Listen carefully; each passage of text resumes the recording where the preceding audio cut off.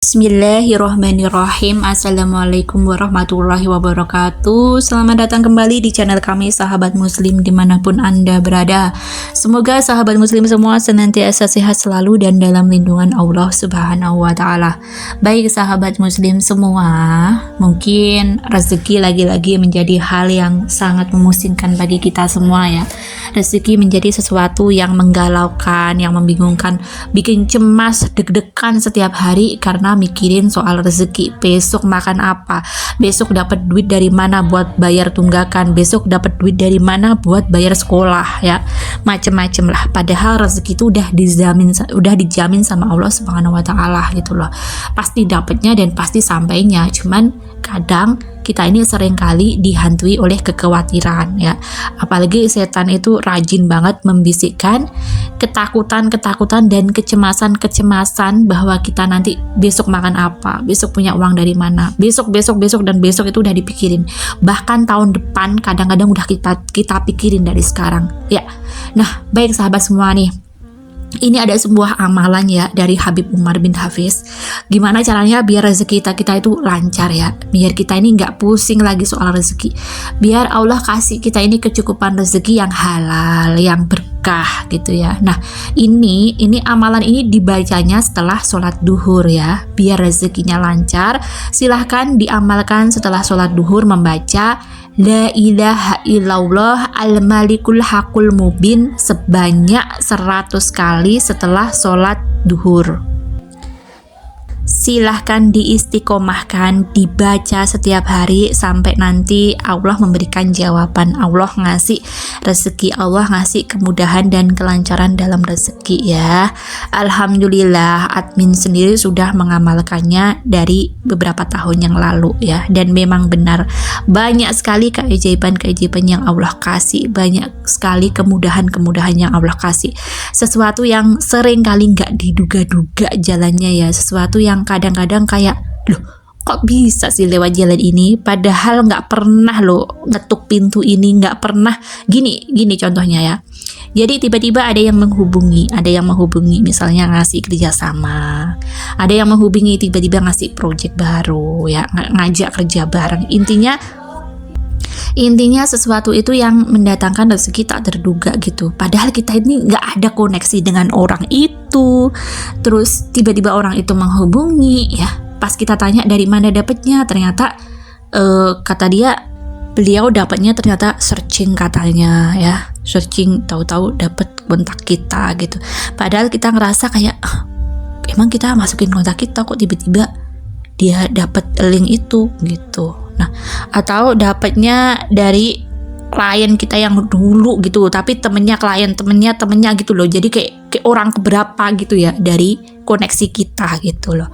Nah, pokoknya macam-macam ya. Jadi pokoknya Allah ngasih itu kayaknya sesuatu yang nggak terduga gitu. Tiba-tiba ada yang datang ke tempat kita nawarin, bisa nggak ngerjain project ini, padahal nih orang nih nggak tahu kalau kita ini bisa atau enggaknya. Tiba-tiba dia nyamperin kita terus nawarin gitu. Kitanya ya karena kita ngerasa bisa, bahkan mungkin kita bakalan bisa kalau ngerjain meskipun baru pertama ngerjain ya, kita terima aja gitu. Intinya gini, kita itu dapat rezeki dari pintu yang nggak kita duga-duga, dari arah yang kita nggak duga-duga, nggak kita rencanain ya. Kalau misalnya kita mau mencari klien kan kadang-kadang udah kita tulis nih, si klien A, klien B, klien C nih yang mau kita ketuk rumahnya, yang mau kita tawarin, tapi ternyata nggak lewat itu gitu loh, nggak lewat semua itu, tiba-tiba aja gitu. Tiba-tiba bayangin pernah satu hari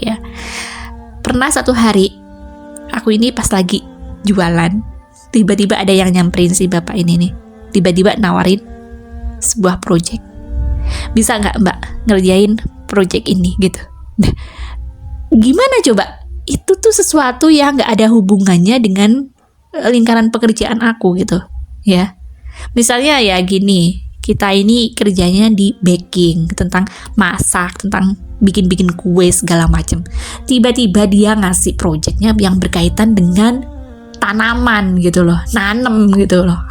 Maksudnya beda, melenceng jauh gitu. Dan kita dapetin project itu gitu.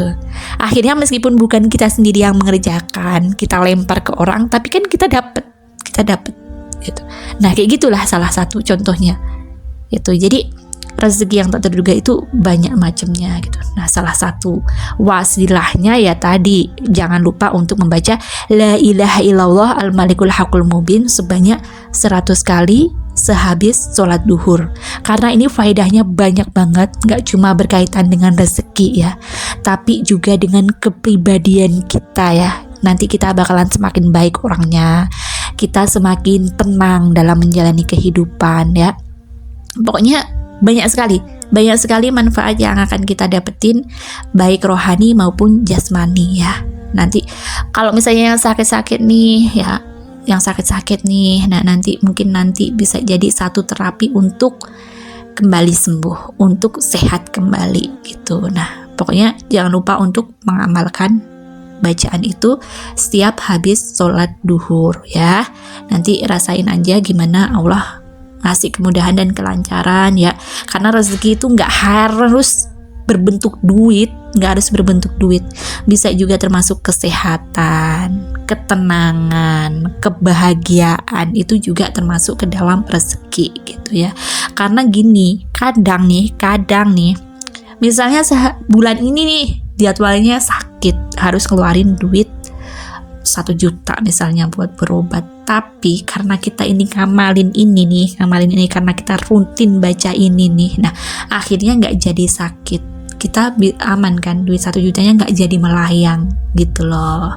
Nah itu juga termasuk salah satu rezeki ya kan, rezeki tadinya uang itu harusnya keluar nggak jadi keluar gitu loh. Jadi bisa kita manfaatin ke yang lainnya. Karena ada sebuah kisah gini ya, jadi bapak ini nanya sama Habib, Bib, saya itu ternyata Bib ya, kalau nggak ikut kajian, nggak pergi ke majelis taklim, itu ternyata beda rasanya dengan saya rutin datang ke majelis taklim gitu. Jadi ketika misalnya sebulan ini dia nggak datang ke majelis taklim ya, nah itu kata dia rezeki itu kayaknya ada aja yang keluar gitu kata dia. Yang anaknya sakit kah, yang ban motornya bocor kah, yang gentengnya harus dibenerin, pokoknya ada aja kata dia yang bikin uang dia itu berkurang bulan itu gitu.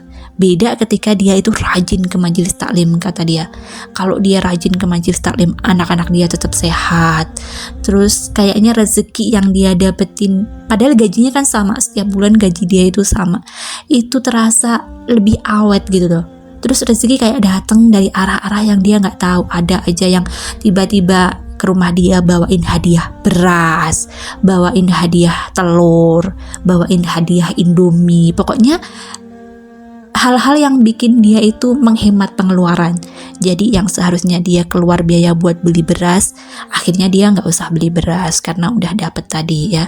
Ada yang nganterin tadi, ngasih hadiah kayak tadi itu. Nah gitu, itu salah satu contoh bentuk rezeki yang kita dapetin, wasilah amalan-amalan kita gitu. Nah, buat sahabat semua jangan ragu untuk mengamalkannya dan semoga berkah manfaat. Jangan lupa untuk menuliskan hobi itu di kolom komentar dan semoga Allah mengijabah semua doa-doa sahabat semua ya. Allah mudahin, Allah lancarin, dan sampai jumpa di video kami selanjutnya. Wassalamualaikum warahmatullahi wabarakatuh.